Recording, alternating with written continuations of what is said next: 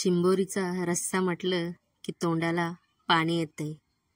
तुम्हाला सुद्धा आवडतंय का चिंबोरी? तर चला आज तुम्हाला दाखवते चिंबोरीचा रस्सा। अगदी सोप्या पद्धतीमध्ये आपल्या घरगुती मसाल्यांपासून बनवला आहे चिंबोरीचा कालवण। चिंबोरीचं कालवण तयार झाल्याच्या नंतर एकदम असं टेस्टी लागतं। खायला तर एकदम टेस्टी आणि एकदम असं झणझणीत होतं। त्याच्यामुळे व्हिडिओ संपूर्ण बघा आणि आवडल्यास नक्की ही रेसिपी एकदा ट्राय करा। आणि जर आपल्या चॅनलवर तुम्ही पहिल्यांदा व्हिडिओ बघत असाल तर आपल्या चॅनलला अगोदर सबस्क्राइब करून घ्या। तुम्ही जर अगोदर आपल्या चॅनलला सबस्क्राइब केलं असेल तर या व्हिडिओला एक लाईक करा आणि व्हिडिओ आवडत असतील तर नक्की सेव्ह करा आणि तुमच्या मित्रमैत्रिणींना नक्की शेअर करा। चला तर आता आपण सुरुवात करूया चिंबोरीचं कालवण बनवायला।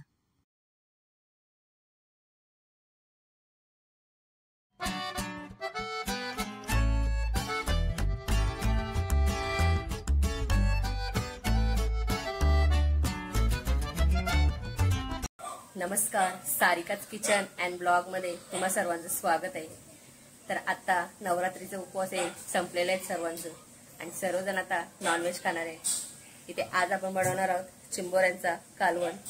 इथे काल्या चिंबोऱ्या घेतलेल्या आहेत आपण, या गोड्या पाण्याच्या चिंबोऱ्या आहेत। तर यांचं कालवण कसं करायचं ते आज आपण बघणार आहोत। इथे चिंबोऱ्या सर्व मी साफ करून घेतलेल्या आहेत। या भरपूर अशा चिखलामध्ये माखलेल्या असतात, त्याच्यामुळे एकदम स्वच्छ धुवून घ्यायला लागतात आणि यांचे पांगड्या आणि नांग्या दोन्ही मोडून घेतलेल्या आहेत। आता आपण कालवणाची तयारी करू। इथे एका टोपामध्ये मी तेल घेतलेलं आहे। आता या तेलामध्ये आपण ठेचलेलं लसूण घालून घेऊ।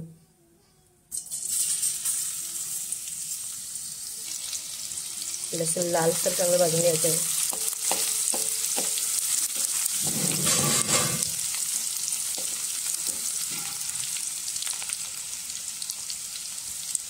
आता याच्यामध्ये आपण हळद आणि घरचा आगरी कोळी मसाला घालून घेऊ।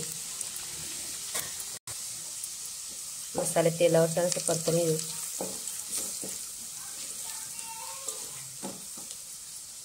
आता याच्यामध्ये आपण थोडं पाणी घालून घेऊ।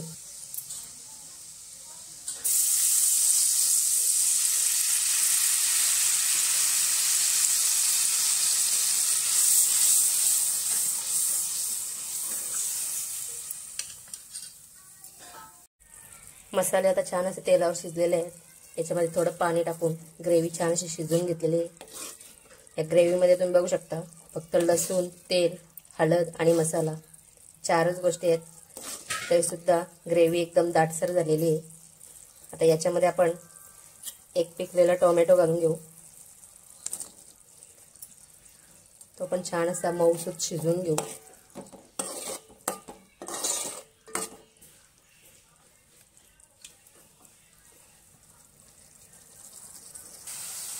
आता ग्रेव्हीमध्ये चवीपुरतं मीठ घालून घेते। टोमॅटो आता शिजत आलेला आहे। आता याच्यामध्ये आपण जे आपण साफ केलेले चिंबोऱ्या आहेत त्या घालून घेऊ।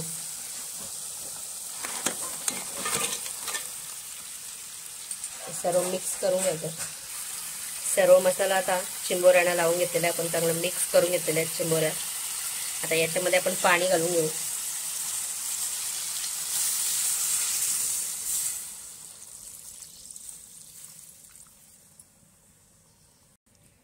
पाणी घातल्यानंतर मिक्स करून घेऊ थोडं।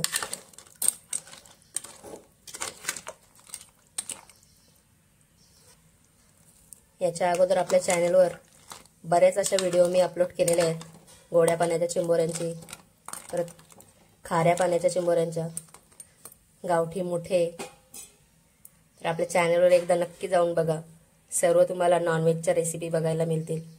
आणि रेसिपी आवडल्यास नक्की रेसिपीला एक लाईक करा। आता आपण वर झाकण ठेवू आणि थोडं वर पाणी ठेवू आणि चिंबोऱ्या 15 ते 20 मिनिटं चांगले शिजवून घेऊ। एका बाजूला आपण चिंबोऱ्यांचा कालवण शिजायला ठेवलेला आहे। आता दुसऱ्या बाजूला आपण वाटणाची तयारी करून घेऊ। इथे तेल गरम केलेलं आहे मी अर्धा चम्मच। त्याच्यामध्ये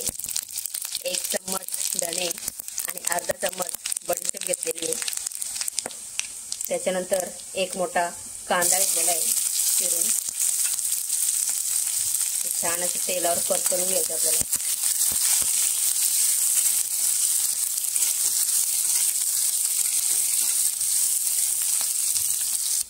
याच्यामध्येच एक वाटी सुकं खोबरं घेतलेलं आहे पातळ चिरून, ते पण छान असं तेलामध्ये परतवून घ्यायचं आहे आपल्याला.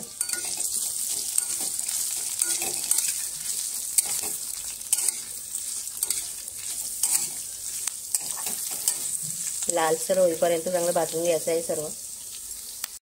आता खोबऱ्याचं जे वाटण आहे हे पूर्णपणे आपलं छान असं तेलावर परतवून झालेलं आहे, जास्त पण करपवलेलं नाही. आता हे मिक्सरच्या भांड्यामध्ये बारीक याची पेस्ट करून घेऊ आपण. तुम्हाला धणे आवडत नसतील तर नाही टाकले तरी जमतील. आम्हाला आवडतात धणे आणि बडीशोप म्हणून मी टाकते. चला तर आता पेस्ट एकदम बारीक वाटून घेऊ. मिक्सरच्या भांड्यामध्ये एकदम बारीक अशी पेस्ट वाटून घेतलेली आपण वाटण. हे कांदा खोबऱ्याचं वाटण आहे. आता हे चिंबोऱ्याच्या रश्श्यामध्ये आपण हा वाटण टाकू. आता चिंबोऱ्यांचं कालवण चांगलं शिजलेलं आहे आपलं, बघू शकता तुम्ही. जरी तुम्ही वाटण न टाकला तरी रश्श्याला खूप अशी छान टेस्ट येते. आता आपण वाटण घालून घेऊ.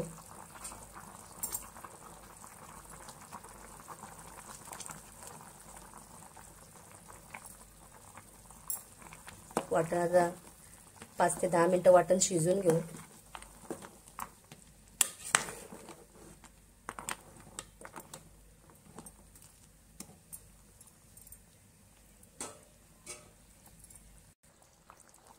आता वाटण चांगलं शिजलेलं आहे, रस्सा छान असा दाटसर झालेला आहे.